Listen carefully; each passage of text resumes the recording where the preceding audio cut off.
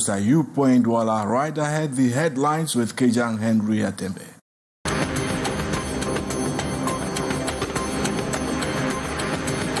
Following the kidnapping of the divisional officer of Idabatu more than a month ago, political leaders in Cameroon have voiced their outrage.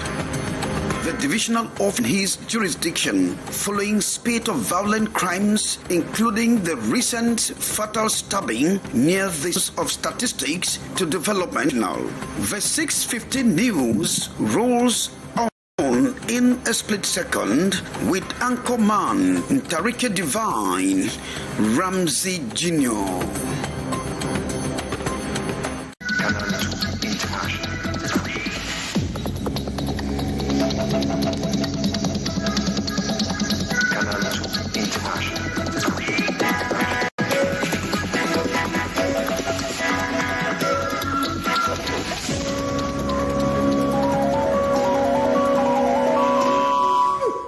Thanks sincerely once again for the privilege of your company. We'll start out in the southwest region because Cameroon's political landscape is currently ablaze with outrage, despair, and calls for urgent action as the abducted sub-prefect for Idabatu clocked 30 days in captivity. With the clock ticking and the kidnappers demanding staggering amounts in terms of ransom, critics note that the government's response and responsibility are both hanging dangerously in the balance. Here's Keja Henry Atembe. The tears and pain of the wife of the kidnapped divisional officer of Idabatu, who has been missing for over a month, and now joined by the outraged voices of political leaders. Maurice Kamto, in the public statement, questions the lack of empathy and national solidarity toward the family of Ewani Rulan. The president of the Movement for the Renaissance of Cameroon, the MRC, laments the silence of Cameroonian authorities and strongly condemns the statements made by the governor of the Southwest region regarding the matter. Lawyer Akerebuna, for his part, has issued a passionate call for compassion and humanity in the effort to secure the release of Ewani Rulan, the district officer of Idabatu. In the face of this critical situation, Barrister Akere states the ruling party believes it is imperative to resist any form of blackmail. According to Eve Abama of the CPDM, time is running out and every minute counts now. Thanks once again for staying on with us. Over the past couple of weeks, we have been keeping the tabs on the evolution of the case involving Lucas Ayabacho, who was arrested and dumped in custody by Norwegian police in Oslo.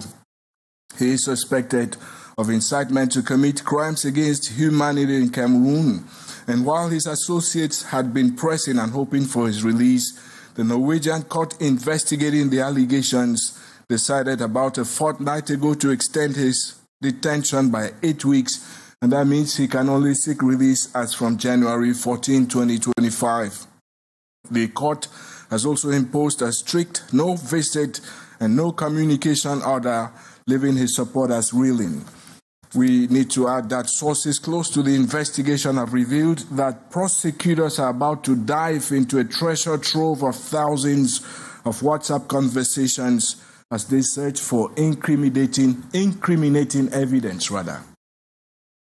Let's take you up to the far north region of Cameroon now, where a cholera outbreak is rapidly spreading through the region, with health authorities now saying they are on high alert.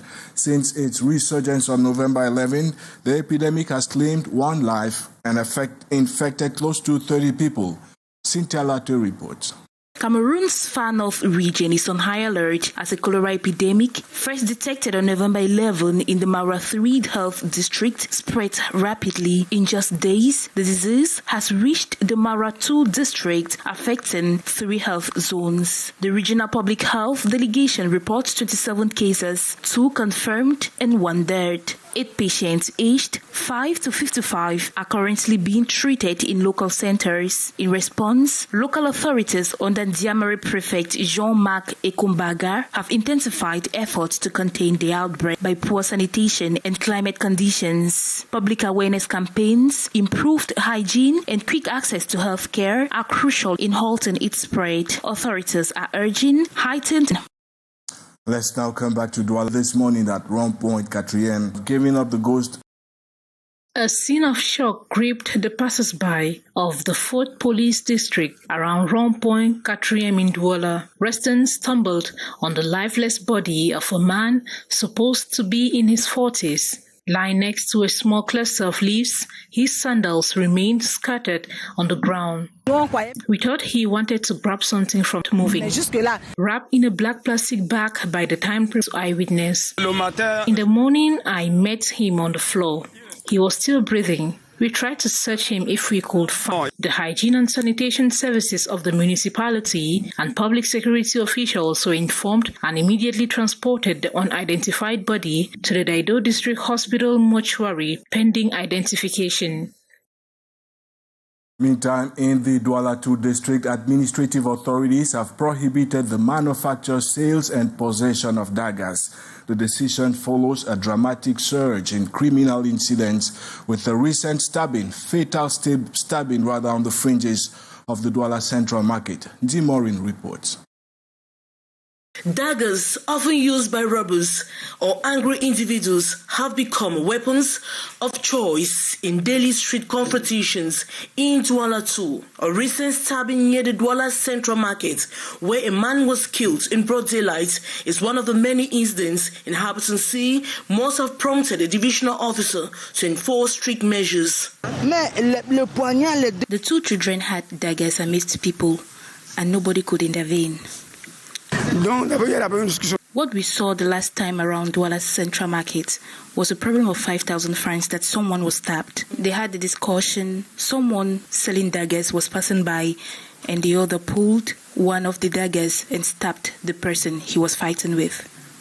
The divisional officer's decree prohibits commercialization, production, and possession of daggers throughout Douala 2, with an exception for butchers in designated sale areas. Residents of Douala 2 see the streets from the Central Market to New Bell and beyond are rife with fear. Many complain of rising insecurity, with individuals openly carrying daggers, putting lives at risk.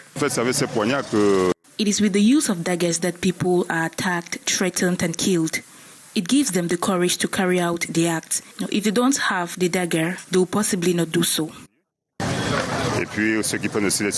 While the divisional officer decision has been widely welcomed, inhabitants are calling for additional measures to address insecurity. They believe the ban on daggers is a step forward, but stress the need for broader actions to preserve lives and enforce safety. There is a lot of insecurity. People are attacked every day, and sometimes you are just walking on the street and they attack you.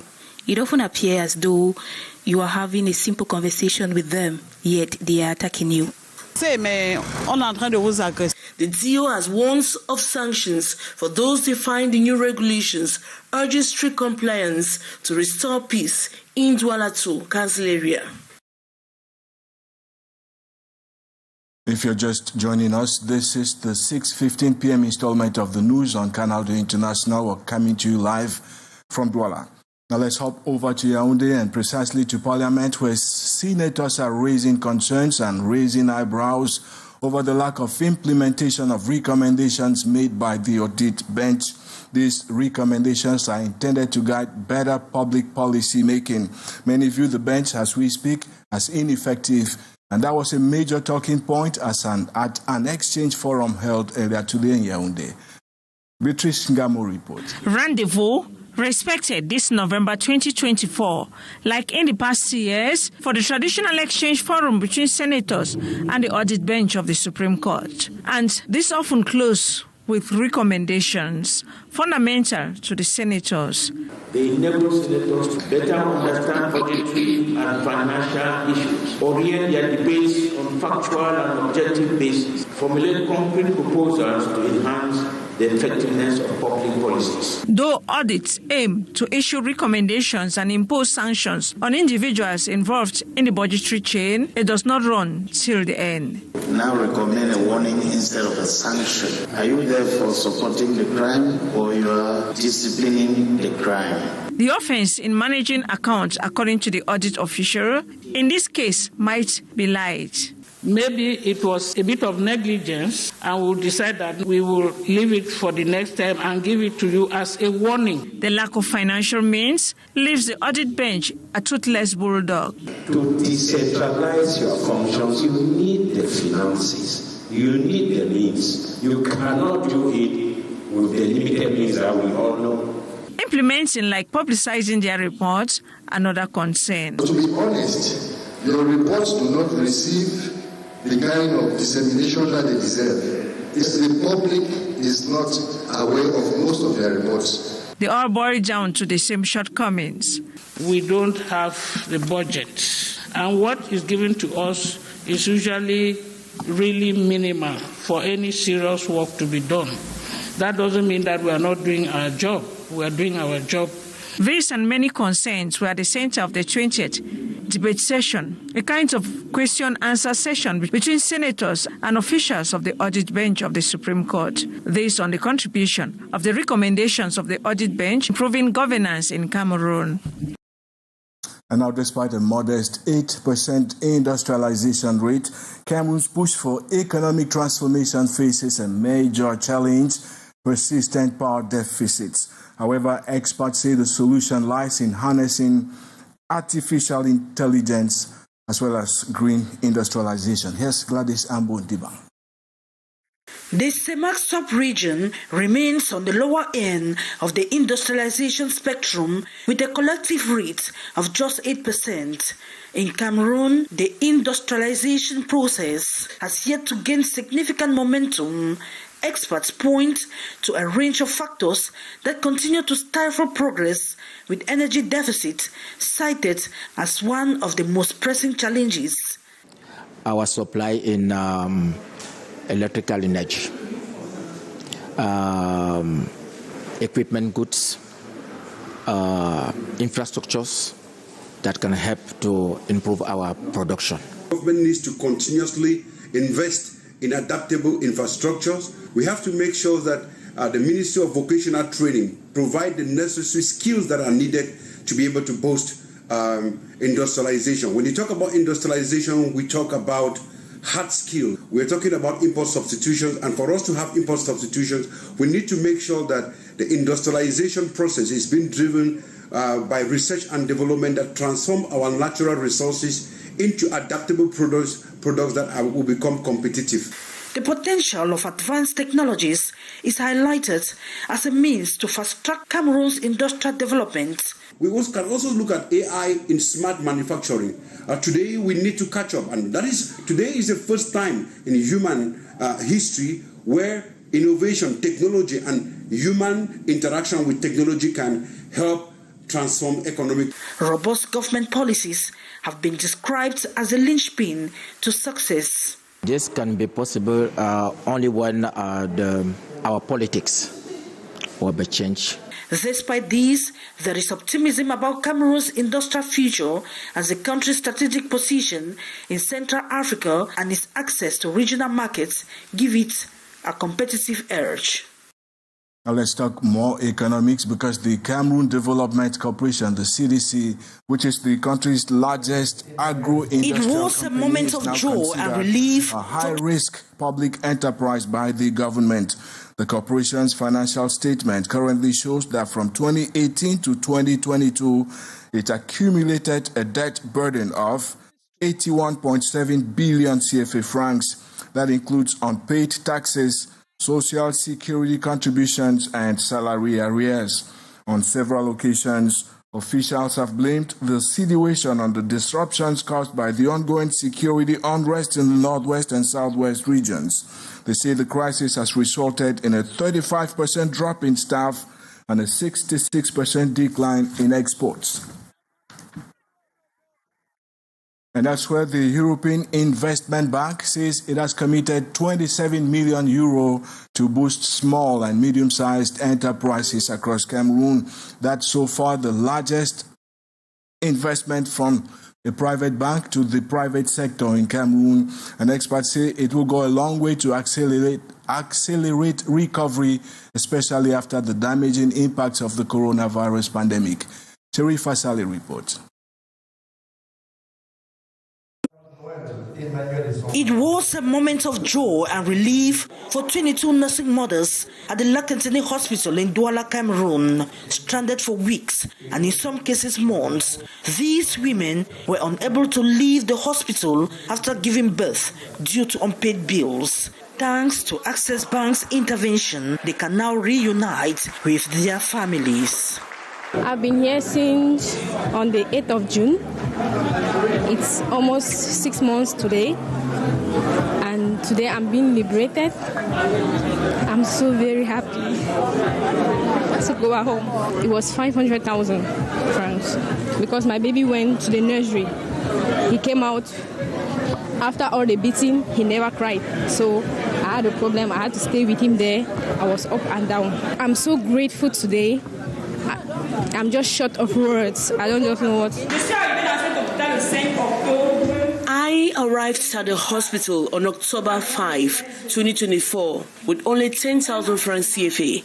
My condition was critical, and I lost consciousness at the maternity ward. Despite the challenges, I received care. I stayed for over a month as I couldn't pay my bills. I had lost hope until Access Bank intervened. I am truly grateful. By settling the bills of these mothers, amounting to 2.5 million francs CFA on November 16, 2024, Access Bank not only brought relief, but also reaffirmed its commitment to supporting the community through its corporate social responsibility program. Part of our corporate social responsibility is to give back to the community. So we identified that some patients have been treated, but they were not capable to clear their bills. So the management of Access Bank Cameroon, the operations and IT department, decided to collaborate with the management of Lakentini Hospital to clear these bills. And we are so delighted and happy that 22 mothers, more than banking. The Lakentini Hospital officials have expressed their gratitude to the gesture. A single franc in their time of despair. Today, they live with joy and gratitude, all thanks to Access Bank. We urge other enterprises to follow this example. Happy that that woman, she can go house today with her babies.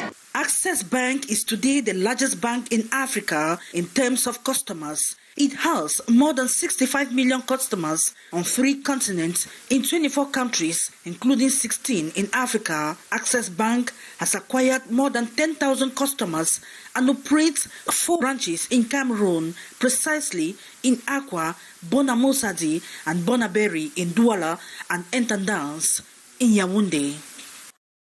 That's a powerful demonstration of the corporate social responsibility program at Access Bank. Like you heard the woman say, why don't you copy the example? And it's on that note that we call it quits for this installment. Thanks for having kept us company. Catch you tomorrow, but up next, Janice Kamga comes back with the debrief. Bye-bye.